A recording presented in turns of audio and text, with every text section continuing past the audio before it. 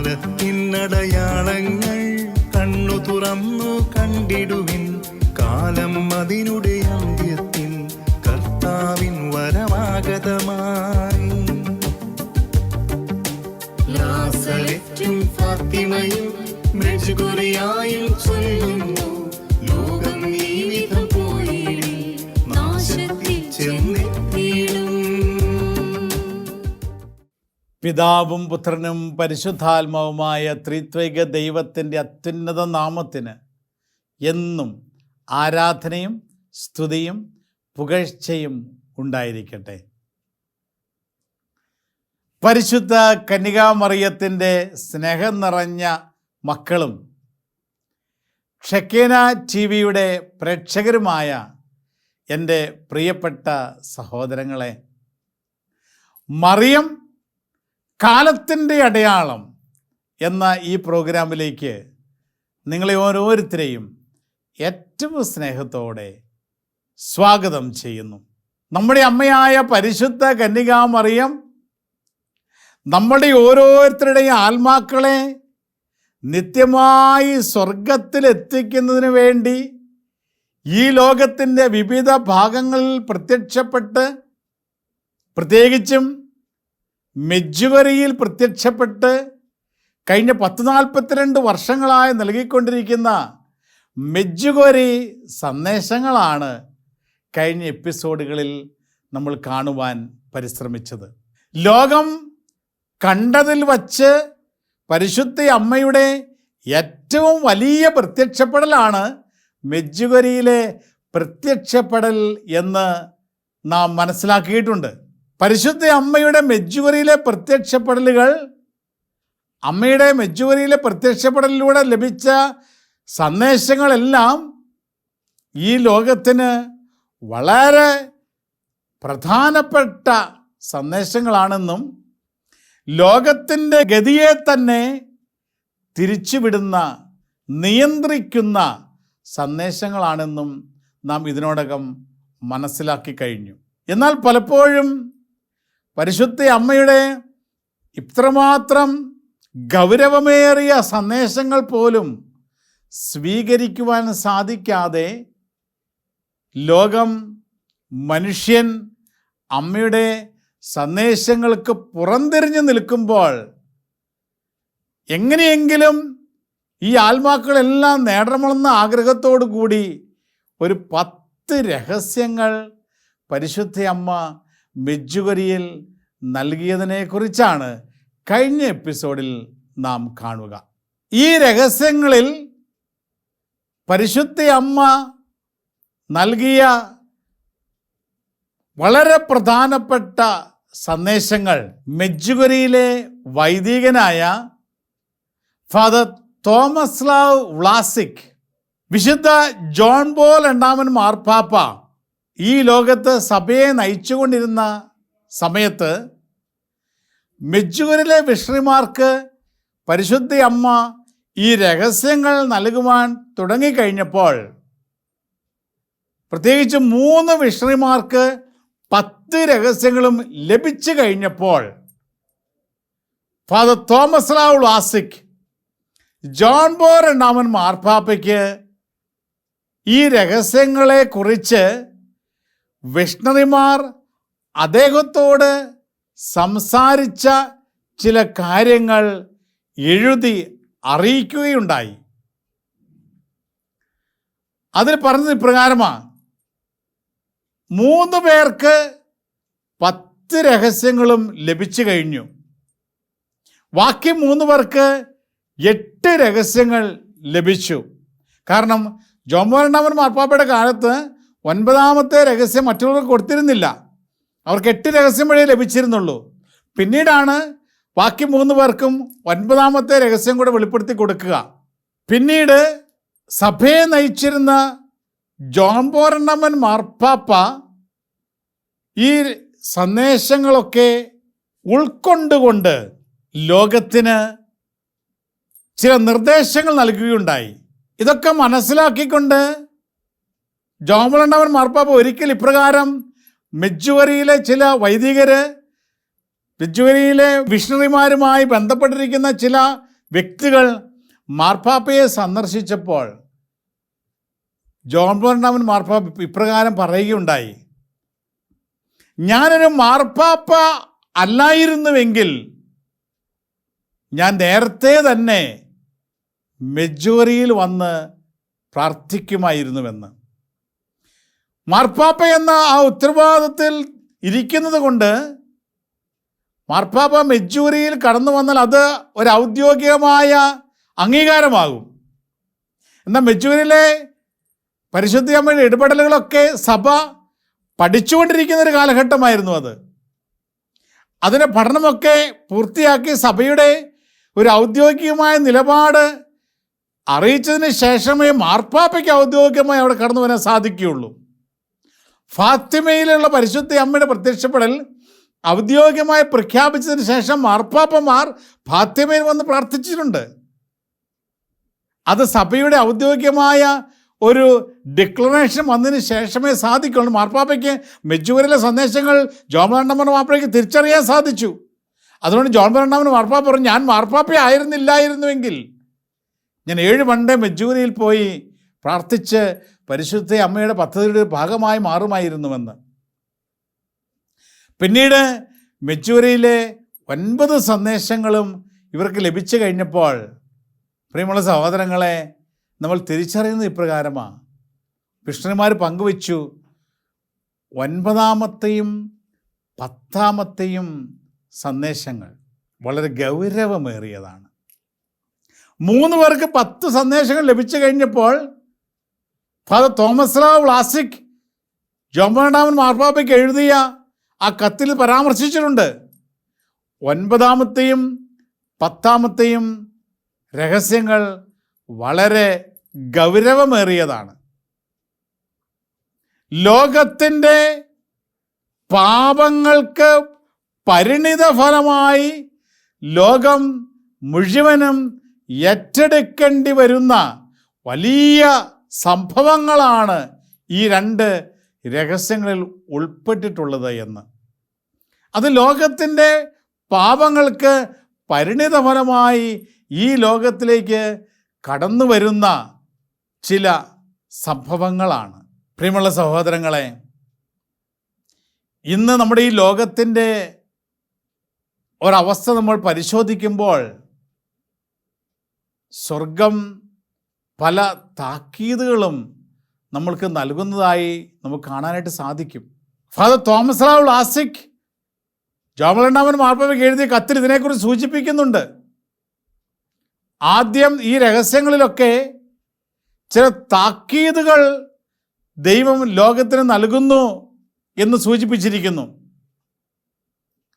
ഓരോ താക്കീതുകൾക്ക് ശേഷം ദൈവം ആഗ്രഹിക്കുന്ന രീതിയിലുള്ള മാനസാന്തരം ലോകത്ത് സംഭവിക്കുന്നില്ലെങ്കിൽ വീണ്ടും വീണ്ടും അല്പം കൂടി കൂടുതലായ ചില ഇടപെടലുകൾ ലോകത്ത് സംഭവിക്കുമെന്ന് നമുക്കറിയാം. 2018 കേരളത്തെ മുഴുവൻ ബാധിച്ച പ്രളയം ഒരുപക്ഷെ നമ്മുടെയൊക്കെ ജീവിതത്തിൽ സ്വർഗത്തിൻ്റെ ഒരു താക്കീതായിട്ട് നമുക്ക് എടുക്കാനായിട്ട് സാധിക്കും. പിന്നീട് 2020-21 കാലഘട്ടങ്ങളിൽ ലോകത്തെ മുഴുവനും ബാധിച്ച കൊറോണ, ഇന്നും കൊറോണ വൈറസിനെ നമ്മൾ ഭയക്കുന്നുണ്ട്. ലോകത്തിന് മുഴുവനും നൽകുന്ന ചില താക്കീതുകളായി നമ്മൾ തിരിച്ചറിയണം. റഷ്യയും ഉക്രൈൻ തമ്മിലുള്ള ആരംഭിച്ച യുദ്ധം ലോകത്തിന് നൽകുന്ന ചില താക്കീതുകളായി നമുക്ക് മനസ്സിലാക്കാൻ സാധിക്കും. ഇപ്പോൾ ഇസ്രായേലും പാലസ്തീനും തമ്മിലുള്ള ഇപ്പോൾ ആരംഭിച്ചിരിക്കുന്ന ഈ യുദ്ധം സ്വർഗത്തിൻ്റെ ചില താക്കീതുകളായി നമുക്ക് എടുക്കാൻ സാധിക്കും. ലോകത്തിൽ പല അടയാളങ്ങളും താക്കീതുകളും സ്വർഗം നൽകുന്നത് നമുക്ക് തിരിച്ചറിയാൻ സാധിച്ചാൽ ഒരുപക്ഷെ പ്രിയമുള്ള സഹോദരങ്ങളെ, നമുക്ക് വലിയ ബുദ്ധിമുട്ടില്ലാതെ ദൈവത്തിൻ്റെ ചില ക്രമീകരണങ്ങളുടെ ഭാഗമായി നമ്മൾ മാറുമ്പോൾ അതിനെയെല്ലാം അതിജീവിക്കുവാനുള്ള ശക്തി ദൈവകരങ്ങളിൽ നിന്ന് സ്വീകരിക്കുവാൻ നമുക്ക് സാധിക്കും. ദൈവത്തിൻ്റെ ഇടപെടലുകൾ തിരിച്ചറിഞ്ഞ് അതിനെല്ലാം അതിജീവിക്കാനുള്ള ശക്തിക്ക് വേണ്ടി നമ്മൾ പ്രാർത്ഥിച്ച് നമ്മുടെ ജീവിതങ്ങളെ ക്രമീകരിക്കുമ്പോൾ ദൈവം ആ ശക്തി ലോകത്തിലേക്ക് അയക്കുമെന്നും പരിശുദ്ധ അമ്മയുടെ സന്ദേശങ്ങളിൽ നമ്മൾ കാണുന്നുണ്ട്. അതുകൊണ്ട് ഇതൊന്നും കണ്ടില്ല കേട്ടില്ല എന്ന രീതിയിൽ നമുക്ക് മുന്നോട്ട് പോകാൻ സാധിക്കില്ല. ഇതൊക്കെ തിരിച്ചറിഞ്ഞുകൊണ്ട് ഇപ്രകാരമുള്ള ചില ദൈവിക ഇടപെടലുകൾ ലോകത്ത് സംഭവിക്കുമ്പോൾ നമ്മൾ ലോകത്തിൻ്റെ ഭാഗമായിരിക്കുന്നത് കൊണ്ട് തന്നെ നമ്മളും ഇതിലൂടെയൊക്കെ കടന്നു പോകും. എന്നാൽ ഏത് തിക്താനുഭവങ്ങളിലൂടെ വെല്ലുവിളികളിലൂടെ കടന്നു പോകുമ്പോഴും അതിനെ അതിജീവിക്കുവാനുള്ള ഒരു ദൈവിക ശക്തി നമ്മളിൽ നിറയുവാൻ നമ്മൾ പ്രാർത്ഥിച്ച് അത് നേടിയെടുക്കുകയും ജീവിതങ്ങളെ ദൈവം ആഗ്രഹിക്കുന്ന രീതിയിൽ മാനസാന്തരത്തിൻ്റെ വഴിയിലൂടെ ക്രമീകരിക്കുകയും ചെയ്യുമ്പോൾ നമ്മൾ സുരക്ഷിതമായി ഇപ്രകാരമുള്ള ഓരോ വിപത്തുകളെയും അതിജീവിക്കുവാൻ ദൈവം സഹായിക്കുമെന്നും പരിശുദ്ധ അമ്മ മെജ്ജൂരിയിലൂടെ സന്ദേശം നൽകുന്നു. പ്രിയമുള്ള സഹോദരങ്ങളെ, മിരിയാന പരിശുദ്ധ അമ്മയുടെ ഈ രഹസ്യ സന്ദേശങ്ങളും 10 സന്ദേശങ്ങൾ ലഭിച്ച ഒരു വ്യക്തിയാണെന്ന് ഞാൻ നേരത്തെ പറഞ്ഞുവല്ലോ.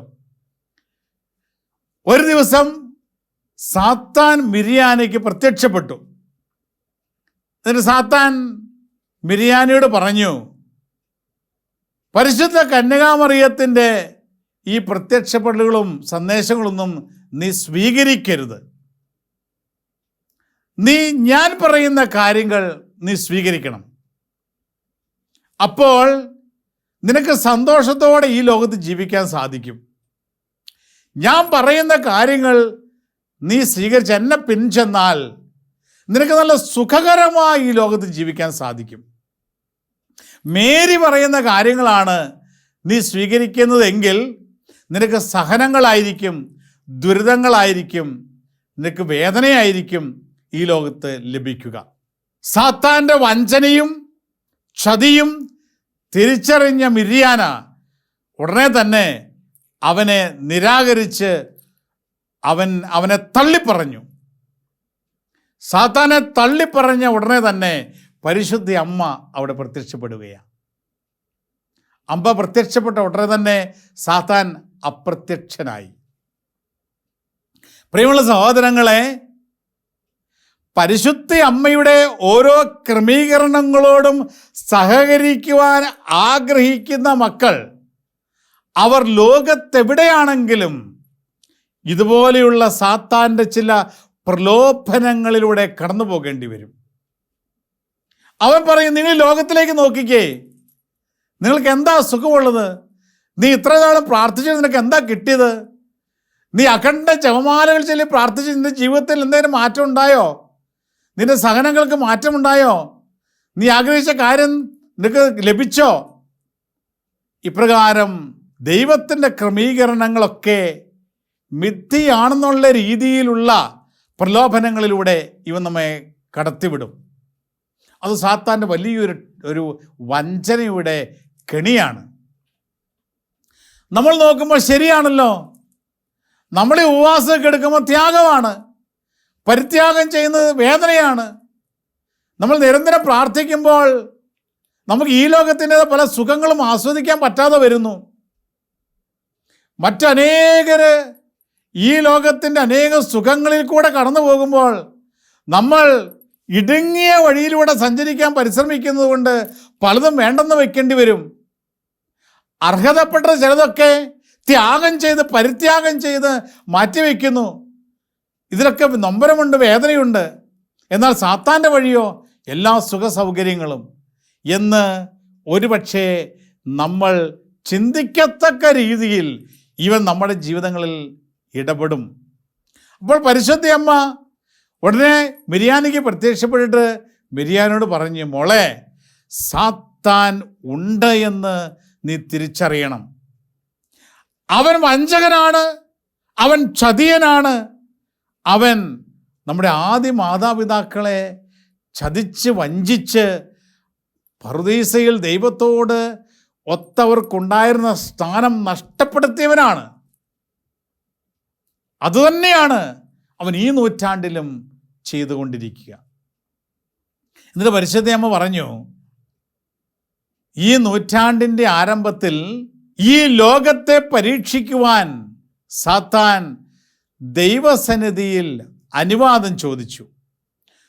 1 സെഞ്ച്വറി, 1 നൂറ്റാണ്ട് കാലമാണ് ഈ ലോകത്തെ പരീക്ഷിക്കുവാൻ അവൻ ദൈവസന്നിധിയിൽ അനുവാദം ചോദിച്ചത്. ദൈവം അവന് അനുവാദം കൊടുത്തു. സാത്താൻ്റെ ഈ പരീക്ഷണ കാലഘട്ടത്തിലാണ് നമ്മളായിരിക്കുക.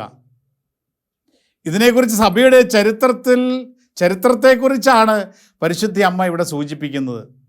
നമുക്കറിയാം 1884 ഒക്ടോബർ മാസം 13-ാം തീയതി അന്ന് സഭയെ നയിച്ചിരുന്ന ലിയോ 13-ാമൻ മാർപ്പാപ്പയ്ക്ക് നൽകിയ ഒരു ദർശനമാണ് പരിശുദ്ധ അമ്മ മെജ്ജൂരിയിൽ ഇപ്പോൾ ആവർത്തിച്ചത്. ഏതാണ്ട് 100 വർഷങ്ങൾക്ക് മുൻപ് പരിശുദ്ധ അമ്മ മെജ്ജൂരിയിൽ പ്രത്യക്ഷപ്പെട്ടത് 1981 സ്വർഗത്തിൽ പുത്രനായ ദൈവത്തിന് മുൻപിൽ സാത്താൻ വെല്ലുവിളികൾ ഉയർത്തുന്ന ഒരു ദർശനമാണ് ലിയോ 13-ാമൻ മാർപ്പാപ്പയ്ക്ക് 1884 ഒക്ടോബർ 13-ാം തീയതി ലഭിക്കുക. ആ ദർശനത്തിൽ പുത്രനായ ദൈവത്തെ വെല്ലുവിളിച്ചുകൊണ്ട് സാത്താൻ പറയുന്നൊരു കാര്യമുണ്ട്. നിന്നെയും നീ സ്ഥാപിച്ച സഭയെയും നിന്നിൽ വിശ്വസിക്കുന്ന വിശ്വാസികളെയും എല്ലാം ഞാൻ പരാജയപ്പെടുത്തും.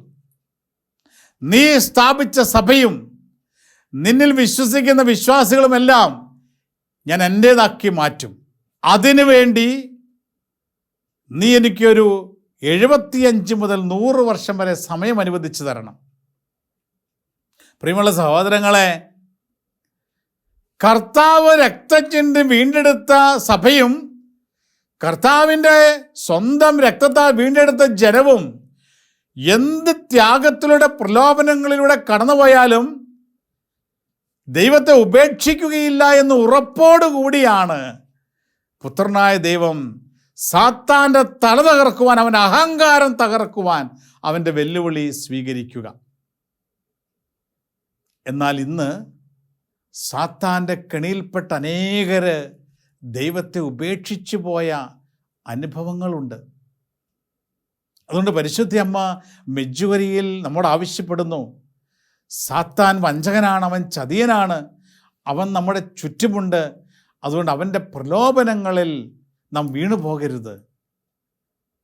ഈ ലോകത്തെ ജീവിതം ആത്മീയപരമായി നമ്മൾ ക്രമീകരിക്കണം. പ്രാർത്ഥനയിലും പരിത്യാഗത്തിലും ഉപവാസത്തിലും ആഴപ്പെടണം. അതിലൊക്കെ അല്പം വേദനയുണ്ട്. കാരണം പുത്രനായ ദൈവം പാടുപീഡകൾ സഹിച്ച് കുരിശിൽ മരിച്ചാണ് ഈ ലോകത്തെ രക്ഷിച്ചതെങ്കിൽ, പ്രിയമുള്ള സഹോദരങ്ങളെ, നമ്മുടെ നിത്യരക്ഷയ്ക്ക് വേണ്ടി യേശുക്രിസ്തുവിൻ്റെ പീഡാസഹനത്തോട് ചേർത്തു വയ്ക്കുവാൻ ചെറിയ ചെറിയ ത്യാഗങ്ങൾ, സഹനങ്ങൾ നമ്മൾ ഏറ്റെടുക്കണം. അവിടെയാണ് രക്ഷാകര പദ്ധതിയുടെ ഭാഗമായി നമ്മൾ മാറുക. അവിടെയാണ് സാത്താൻ്റെ സകല കെണികളും തകർക്കപ്പെടുക. നമ്മുടെ എല്ലാ സഹനങ്ങളും, ത്യാഗങ്ങളും, ഉപവാസങ്ങളും, പരിത്യാഗങ്ങളും എല്ലാം ഈശോയുടെ കുരിശോട് ചേർത്ത് വെച്ച് സന്തോഷത്തോടെ സഹിക്കുമ്പോൾ സാത്താൻ പരാജയപ്പെടും. നിത്യരക്ഷയുടെ മാർഗത്തിലേക്ക് നമ്മൾ സ്വീകരിക്കപ്പെടും. അതുകൊണ്ട് പരിശുദ്ധയമ്മ പറയുന്നു, ഈ ലോകത്തിൽ ഉണ്ടാകുന്ന തിന്മകൾ, സഹനങ്ങൾ, വേദനകൾ ഒരിക്കലും നിങ്ങളെ നിരാശപ്പെടുത്തരുത്. ഇതൊക്കെ ഈശോയുടെ പീഡാസനത്തോടെ ചേർത്ത് വെച്ച് നിങ്ങൾ സന്തോഷത്തോടെ സ്വീകരിക്കുക. ഇതെല്ലാം അനുഗ്രഹമായി മാറും എന്ന് പരിശുദ്ധ അമ്മയുടെ മെജ്ജുകരി സന്ദേശങ്ങളിൽ അമ്മ വെളിപ്പെടുത്തി തരുന്നു. അതിനുശേഷം പരിശുദ്ധ അമ്മ 2 കാര്യങ്ങൾ പറഞ്ഞു കൊടുത്തു. മക്കളെ, നിങ്ങൾ ജാഗ്രതയുള്ളവരായിരിക്കണം. സാത്താൻ 2 കാര്യങ്ങളിൽ ഈ കാലഘട്ടത്തിൽ വളരെ ശ്രദ്ധ വച്ചിരിക്കുന്നു. ഒന്ന്, അവൻ വിവാഹ ജീവിതം തകർക്കുവാൻ അവൻ കിണഞ്ഞ് പരിശ്രമിച്ചു കൊണ്ടിരിക്കുന്നു. കുടുംബങ്ങളെ തകർക്കുവാൻ അവൻ കിണഞ്ഞ് പരിശ്രമിച്ചു കൊണ്ടിരിക്കുന്നു. ഭാര്യ ഭർത്താക്കന്മാരെ തമ്മിൽ അകറ്റുവാൻ, കുടുംബങ്ങളിൽ വിള്ളലുണ്ടാക്കുവാൻ, വിവാഹമോചനത്തിലേക്ക് അനേകം ദമ്പതിമാരെ നയിക്കുവാൻ സാത്താൻ കിണഞ്ഞ് പരിശ്രമിച്ചു കൊണ്ടിരിക്കുകയാണ്. അതുകൊണ്ട് കുടുംബ ജീവിതം നയിക്കുന്ന നിങ്ങളെല്ലാവരും ഇത് തിരിച്ചറിഞ്ഞുകൊണ്ട് പരസ്പരം വിട്ടുകൊടുത്ത്, ക്ഷമിച്ച്, പുറത്ത്, സ്നേഹിച്ച്, അഹങ്കാരം വെടിഞ്ഞ്, വിനയത്തിൻ്റെ അങ്കി അണിഞ്ഞ് നിങ്ങൾ ഈ ലോകത്ത് ജീവിച്ചെങ്കിൽ മാത്രമേ സാത്താനെ നിങ്ങൾക്ക് പരാജയപ്പെടുത്തുവാൻ സാധിക്കുകയുള്ളൂ.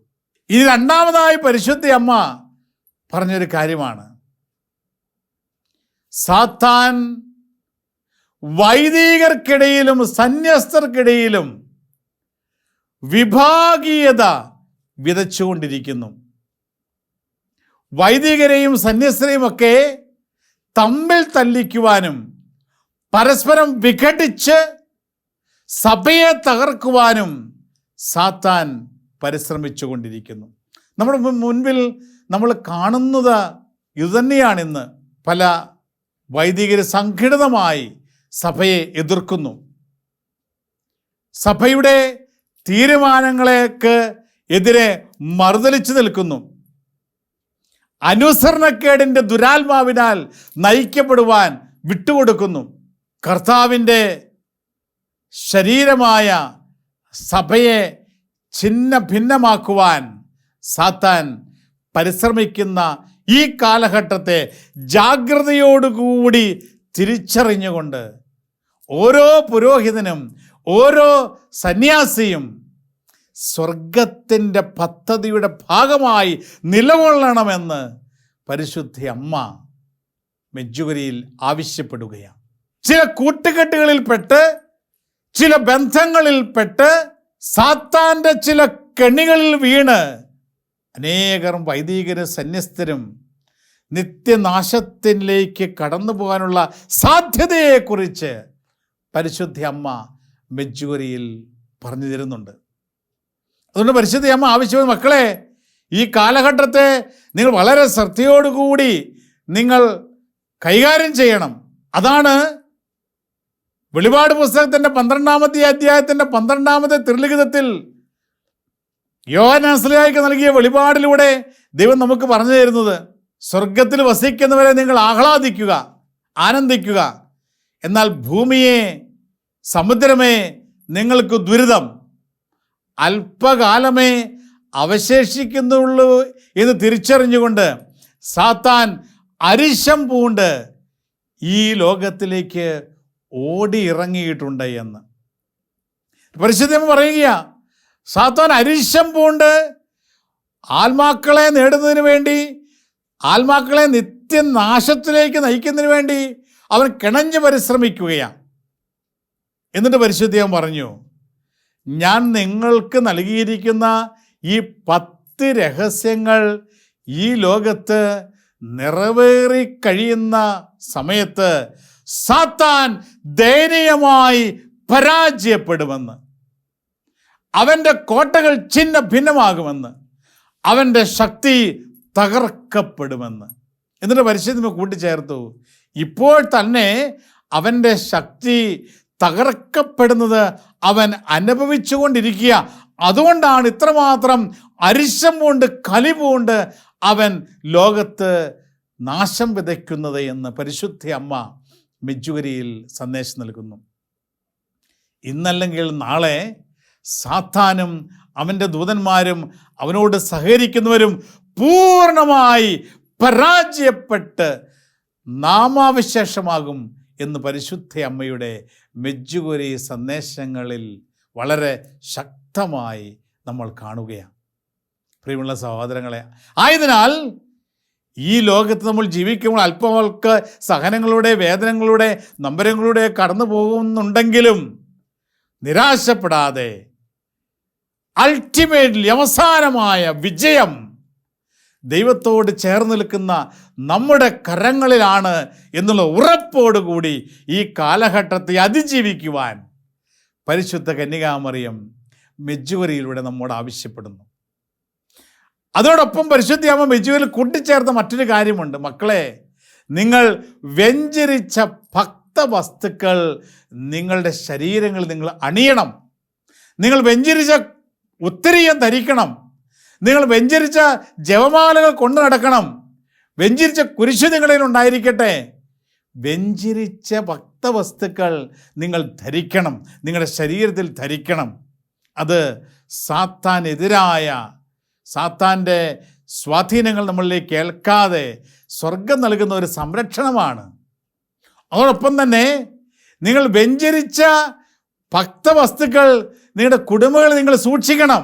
നല്ല മെഡലുകൾ, അത്ഭുത മെഡല്, കുരിശുരൂപങ്ങൾ, ജപമാല, വെഞ്ചരിച്ച കർത്താവിൻ്റെ രൂപങ്ങൾ ഒക്കെ നിങ്ങൾ കുടുംബങ്ങളിൽ വയ്ക്കണം, വണങ്ങണം. എന്നിട്ട് പരിശുദ്ധ അമ്മ മറ്റൊരു കാര്യം കൂട്ടിച്ചേർത്തു. ഹന്നാൻ വെള്ളം നിങ്ങൾ കൂടെ കൂടെ ഉപയോഗിക്കണം. പ്രിയമുള്ള സഹോദരങ്ങളെ, വെഞ്ചരിച്ച ഹന്നാൻ വെള്ളം, ഹന്നാൻ വെള്ളത്തിൻ്റെ ഒരു ശക്തി വളരെ വലുതാണെന്ന് പരിശുദ്ധ അമ്മ വെജ്ജുകരിലൂടെ നമുക്ക് പറഞ്ഞു തരുന്നുണ്ട്. നമ്മുടെ കുടുംബങ്ങളിൽ ഹന്നാൻ വെള്ളം നമ്മൾ സൂക്ഷിക്കണം. നമ്മൾ ഹന്നാൻ വെള്ളം ഇടയ്ക്കൊക്കെ എടുത്ത് നമ്മൾ പിതാനുഭവം നമ്മൾ ആശീർവദിക്കണം. നമ്മുടെ കുഞ്ഞുങ്ങളെ നമ്മുടെ സ്ഥലങ്ങളിലൊക്കെ ഹന്നാൻ വെള്ളം തളിക്കണം. നമുക്ക് അച്ഛന്മാരെല്ലാം കൂടെ കൂടെ നമ്മുടെ വീടുകളിൽ നിന്ന് വന്ന് വെഞ്ചരിക്കാൻ ചിലപ്പോൾ സാധിച്ചെന്നിരിക്കില്ല.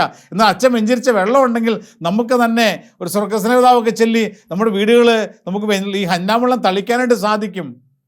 ഹന്നാൻ വെള്ളം നമ്മൾ കൂടെ കൂടെ ഉപയോഗിക്കണമെന്ന് പരിശുദ്ധ അമ്മ ആവശ്യപ്പെടുകയാണ്. ഇതൊക്കെ സ്വർഗത്തിൻ്റെ ക്രമീകരണങ്ങളാണ്. സ്വർഗത്തിൻ്റെ ക്രമീകരണങ്ങളൊക്കെ ഏറ്റെടുത്തുകൊണ്ട് തിന്മ നമ്മളെ സ്വാധീനിക്കാൻ സാധ്യതയുള്ള സകല പഴുതുകളും അടയ്ക്കുവാൻ പരിശുദ്ധ അമ്മ വെജ്ജുകരിയിലൂടെ നമ്മോട് ആവശ്യപ്പെടുന്നു.